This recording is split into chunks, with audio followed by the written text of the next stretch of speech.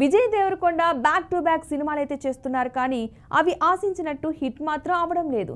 భారీ అంచనాలు పెట్టుకుని చేసిన ఖుషి, ఫ్యామిలీ స్టార్, కింగ్డమ్ విజయ్ను బాగా నిరాశపరిచాయి. దీంతో ఒక మంచి హిట్ కొట్టి సాలిడ్ కమ్ బ్యాక్ ఇవ్వాలని విజయ్ చాలా కసిగా ఉన్నారు.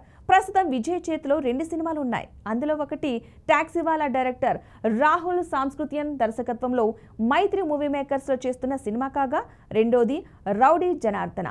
ప్రముఖ నిర్మాత దిల్ రాజ్ నిర్మాణంలో రాజావారు రాణిగారు ఫేమ్ రవికిరణ్ కోలా ఈ సినిమాను దర్శకత్వం వహించనున్నారు.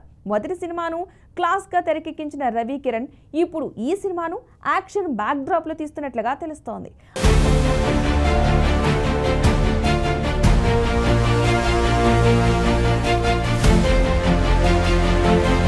అయితే ఇప్పుడు రౌడీ జనార్దనకు సంబంధించి ఓ అప్డేట్ వినిపిస్తోంది. ఈ సినిమాకు సంబంధించిన పూజా కార్యక్రమాలు అక్టోబర్ 11న జరగనున్నాయని తెలుస్తోంది.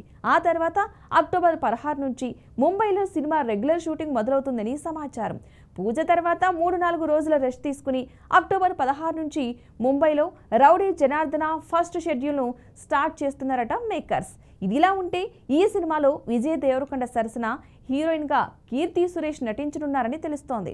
పెళ్లి తర్వాత తెలుగు సినిమాలకు కాస్త బ్రేక్ ఇచ్చిన కీర్తి మళ్లీ వరుసగా సినిమాలను ఒప్పుకోవడం మొదలు పెడుతుందని, అందులో భాగంగానే ఆల్రెడీ నాగ్ 100వ సినిమాకు కూడా సైన్ చేసిందని అంటున్నారు. అయితే కీర్తి విషయంలో మేకర్స్ నుంచి అధికారిక ప్రకటన రావాల్సి ఉంది.